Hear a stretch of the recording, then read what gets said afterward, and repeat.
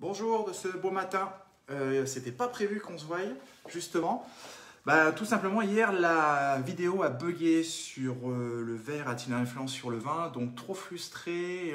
J'ai vraiment voulu, dès ce matin, j'ai emmené le petit à l'école. J'ai ouvert la boutique. J'ai laissé mes deux personnes magiques tenir le rôle. Et ce matin, je me suis dit, bon, allez, il faut que je fasse la vidéo. Donc, je la fais en direct. Et donc le thème était, pour vous le rappeler, le verre a-t-il une influence sur la dégustation des vins? Donc on va voir ça ensemble ce matin. Donc j'ai choisi 3 verres. Le premier verre, l'INAO. L'INAO, qui est donc créé par l'Institut national des appellations d'origine, à la demande de l'ONIVIN, en fait, donc de l'Office international des vins et de la vigne, de l'OIV exactement. Voilà, dans les années 50, tout simplement pourquoi? Parce que en fait, à ce moment-là, les appellations pouvaient être acquises sous un agrément de dégustation. Donc il a fallu créer un outil de travail, je dirais, uniforme pour l'ensemble des vins. Voilà, et donc ce verre a été créé après multiples aboutissements de création dans les années 70. Ensuite, le Spiegelau Expert Testing, donc du nord de la Bavière, allemand, a été reconnu par une célèbre revue des vins, donc revue des vins de France, avec une note de 18 sur 20 pour sa capacité à analyser les vins. Voilà, donc on va pouvoir voir si c'est juste ou pas, bluff ou réalité. Mais bon, connaissant le niveau de cette revue, je pense que je ne suis pas inquiet. Et en dernier lieu, le chef et sommelier, que vous connaissez déjà peut-être, qui est en fait l'ancien Mikasa, qui est en fait normalement issu d'une firme américaine des années 50, qui était spécialisée dans la décoration et de l'art de la table, a été racheté par Arc International dans les années 2000. Et en 2006, Arc International a voulu créer un verre à la fois d'une transparence exemplaire et d'un matériau, en fait, qui s'appelle le quartz, qui était vraiment une matière très résistante, presque à toute épreuve. Vous allez pouvoir le constater vous-même. Voilà, très solide. Si je fais ça avec du cristallin, ça casse, indéniablement. Donc, je m'abstiendrai. Voilà, donc ça s'appelle le ProTesting et donc a été racheté après en 2008, 2006 à peu près, 2008, par une autre société. Et donc, c'est là qu'il a pris le nom de chef et sommelier. Très bien. Donc, nous allons commencer le comparatif pour voir si vraiment le verre a une influence sur la dégustation des vins. Alors, j'ai choisi 2 vins d'ici pour garder les mêmes normes, mais par contre 2 belles raretés que vous connaissez peut-être ou pas, c'est ça qui va être intéressant aussi. Je vais commencer par le rouge, donc j'ai choisi un Irancy de chez Vincent Dovissa. On connaît très bien Vincent Dovissa qui fait surtout des chablis, mais il y a une toute petite parcelle d'Irancy. Voilà, donc on va pouvoir le goûter en même temps. Donc je vais commencer par le rouge, tout simplement parce que rouge sur blanc, tout fout le camp, blanc sur rouge, rien ne bouge. Ça, c'est l'adage, et en dégustation, ça se retrouve obligatoirement. Donc voilà, l'Irancy de chez Dovissa sur le millésime 2019. Voilà, hop. Je vais prendre mon petit drop stop, ce petit disque anti-goutte très pratique. Ça va éviter de tacher les nappes, madame sera contente. Voilà, même si j'ai pas de nappe d'ailleurs. Alors, j'attaque. Je vais essayer de verser à peu près la même dose dans chaque verre. On est bien, j'équilibre un peu, vous voyez bien le niveau à chaque fois à peu près. Donc je vais commencer par l'olfactif. Donc le nez, pour avoir l'aromatique, voir s'il y a déjà une différence. Je vais le faire sans agitation et après agitation. Pourquoi après agitation? Parce que le fait de tourner le verre, on fait rentrer de l'air et ça fait ressortir les arômes. Donc je vais commencer par l'INAO. Nez plaisant, du fruit, de la gourmandise, c'est précis. J'agite. Hop. Plus intense, un peu plus de volume en bouche. On a quand même une concentration des arômes. Hein. Donc on voit bien que la forme du verre un petit peu linéaire a tendance à propulser les arômes de par l'alcool qui devient exhausteur. Et donc on a quand même une densité aromatique présente. Je passe au Spiegelau Testing. Plus en nuance, plus en délicatesse, plus complexe. On a l'impression d'avoir beaucoup plus d'arômes, de diversité. Ouais, il ne bouge pas, ça reste toujours aussi complexe, mais avec beaucoup de subtilité et de délicatesse, moins dans le bloc qu'on pouvait avoir sur l'INAO. Donc déjà, on voit une légère différence au niveau du nez. Intéressant. Le Protesting, beaucoup plus en volume, beaucoup plus puissant, beaucoup plus large au niveau du nez. On ressent plus ce côté fruit rouge à l'eau de vie que là, on était plus sur le côté petit fruit rouge. Après agitation, ça s'intensifie, mais on reste sur une gamme un peu monolithique, moins complexe que par rapport au Spighello, mais beaucoup plus d'intensité au niveau du fruit. Je pense que de par la largeur du calice, en fait, on a tendance à faire ressortir un petit peu plus le volume d'alcool, et donc ça fait plus ce fruit à l'eau de vie, donc on gagne en largeur, en amplitude, en opulence, indéniablement c'est un avantage. Par contre, on perd peut-être en définition et en précision. Bon, après, chacun s'y retrouve, hein. Alors, je vais attaquer au niveau de la bouche. Donc, mon INAO pour commencer, mon crachoir. Le crachoir, pourquoi? Parce que si on ingère trop d'alcool à un moment donné, on est plus précis et concentré. Et ensuite, je vais faire rentrer de l'air dans la bouche pour éclater les molécules du vin et avoir une sensation plus forte. Et le fait de recracher permettra d'être plus précis et surtout éviter que le vin rentre dans le corps à 37 degrés à peu près et donc se réchauffe et crée un volume d'alcool en bouche qui vient vous voiler les perceptions. Voilà.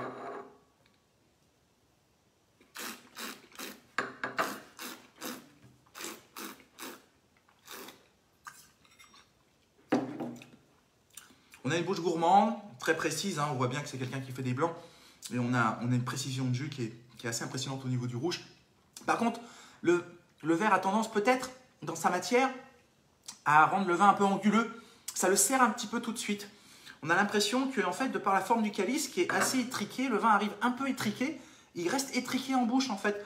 Donc, il est sur deux rails, mais un rail qui finit un petit peu en entonnoir, si je puis dire. Donc, ça fait ressortir tout de suite un petit peu le grain du terroir ou des tanins. Donc, ça serre un peu la bouche. On perd un petit peu en liberté, en longueur, on va dire. Alors, le Spighello en expert testing, pardon.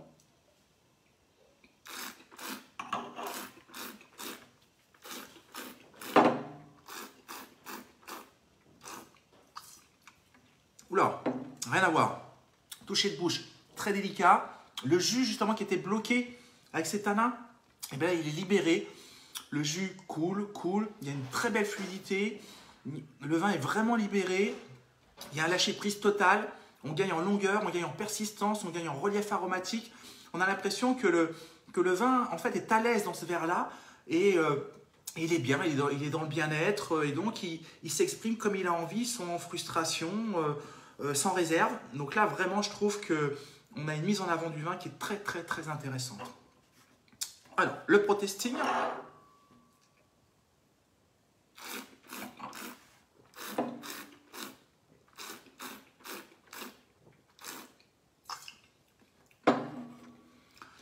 C'est marrant, la qualité du fruit a l'air plus mûre. En fait, on a l'impression d'avoir un côté plus solaire, plus large. Alors, par contre, on a une patine de bouche, une enveloppe très envoûtante, très sensuelle.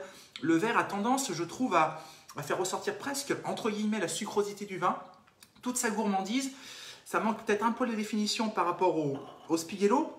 Mais par contre, ça donne un côté très envoûtant. Donc, je pense que de par la forme du verre, le vin arrive d'un côté très suave, ce qu'on appelle un peu glycérol, où l'alcool, je pense, ressort et vient vous enrober les muqueuses. Alors, on gagne encore en volume, on gagne en toucher de bouche très envoûtant, mais on perd encore un petit peu en relief comme au nez. Donc après, c'est un style, ça dépend de ce qu'on recherche. Si on recherche des choses précises, je pense que sur les rouges, en tout cas, il faudrait plus aller sur le Spighello. Si on veut un côté plaisir de dégustation de table, je pense que le chef sommelier est très intéressant.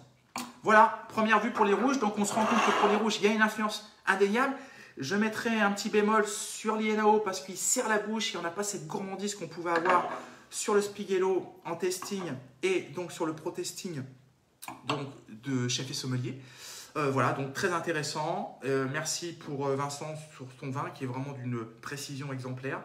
Voilà, ça c'est la première chose. Ok, donc je vais rincer les verres pour attaquer sur le blanc.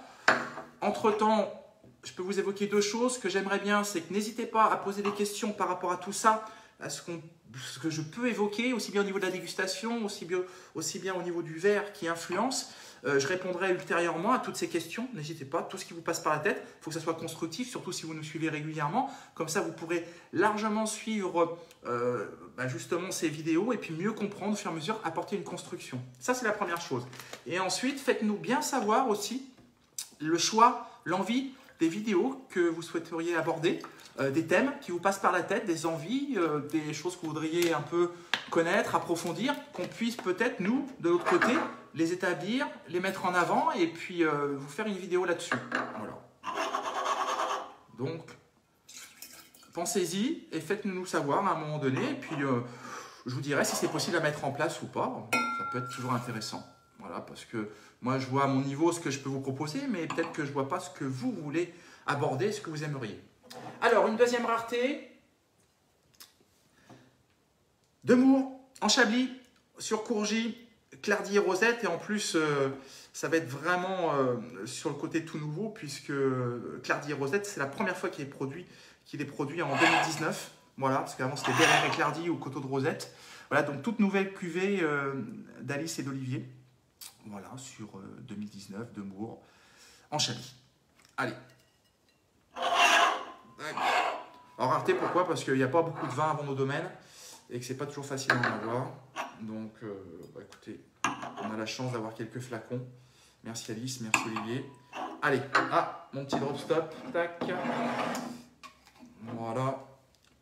Alors, on recommence. On va voir si le vert a une influence sur les blancs, autant que les rouges ou pas. Et si chacun reste au même niveau, c'est ça qui va être intéressant. Donc, je recommence. Belle intensité au niveau du blanc, un peu linéaire peut-être au niveau du nez, et peut-être pas trop de relief, mais en tout cas, il y a de l'explosion aromatique. Ça s'intensifie, assez linéaire aussi, pas de grande complexité. Voilà, un nez qui est présent, mais un peu linéaire. Mais en tout cas, présent. Voilà, c'est le principal déjà, il n'est pas inexpressif. Sur Spiegello, en expert testing.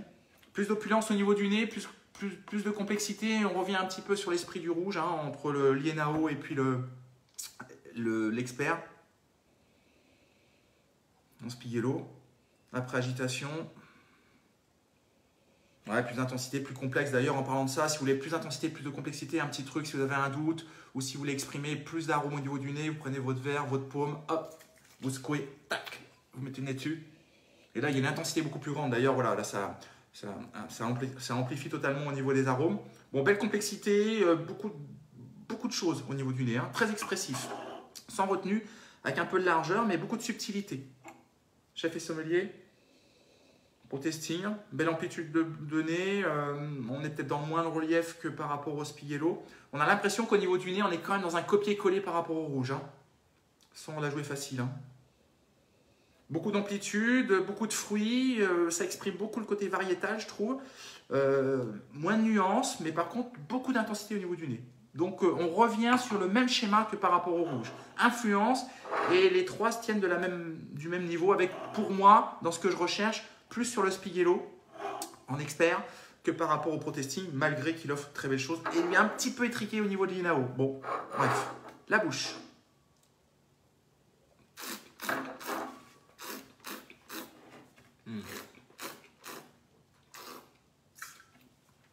Je sais qu'il est tôt, mais je vous assure, c'est super bon. Waouh! Alors, il y a une belle amplitude de bouche, un joli relief, il y a beaucoup de choses dans ce vin-là, une grande précision. Oh, il y a du monde. Ça a tendance à un petit peu à vous couper le souffle et à pas trouver ses mots. En fait, il y a une dissociation en bouche. C'est toujours ce côté un petit peu anguleux au niveau du calcaire qui vient un petit peu serrer les vins, apporter ce côté un peu froid en fin de bouche. Donc, pour moi, on est dissocié. Alors, est-ce que ça va être le verre? Est-ce que ça va être le millésime? Enfin, en tout cas, peut-être que le vin n'est pas en place. Ça, on va le découvrir sur les autres. Mais pour l'instant, en tout cas, pour moi, l'Ienao amène une dissociation et ferme le vin. Faire sortir, enfin, ça ne va pas faire sortir le calcaire. Si, ça ferme le vin de par le calcaire. Donc, en fait, on a quelque chose d'un peu serré. Un peu frustré. Voilà. Alors, sur le Spiegello.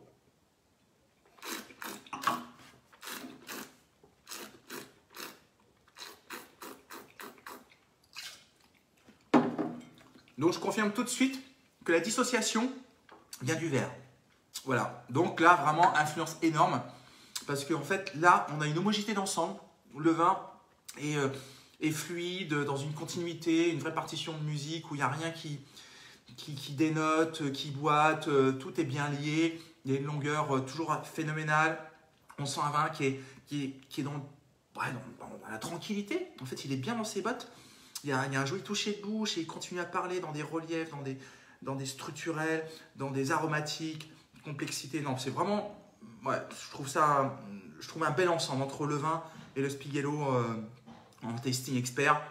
Aussi bien en blanc qu'en rouge, c'est assez bluffant. J'avoue que gustativement, aromatiquement peut-être, mais surtout gustativement, il y a vraiment un effet bœuf. Alors, chef et sommelier.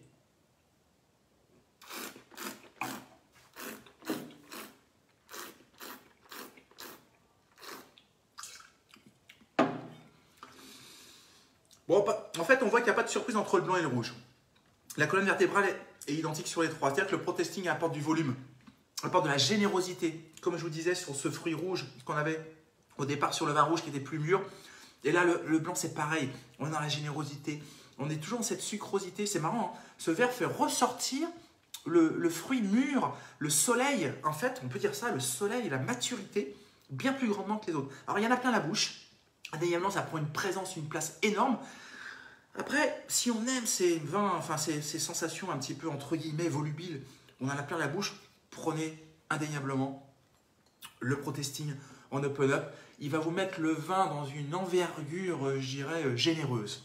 Si vous voulez quelque chose qui soit plus subtil, où on cherche à décortiquer un petit peu, aller chercher les petits contours, à analyser le vin de façon plus précise, allez plus sur le Spiegello, donc en expert tasting, qui je trouve lui va apporter une précision plus grande. Ce qui ne veut pas dire que, en tout cas l'un et l'autre sur la table, en dégustation, en mangeant, splendide. Très plaisant, après c'est juste une affaire de goût et surtout la maladresse d'essuyer les verres puisque le chef et sommelier sera beaucoup plus solide. Et après, alors l'Iénao, je pense que voilà, il date depuis un certain temps, je pense qu'il y a eu des choses qui sont créées plus grandement et plus récemment. Donc il a tendance un petit peu à fermer les vins, je suis un petit peu moins enthousiaste. Je trouve que c'est une belle référence quand même de dégustation pour une première approche. Si on veut aller plus loin, je pense qu'il faut évoluer sur le Spiegello en tasting expert et puis sur le Protesting en chef et sommelier.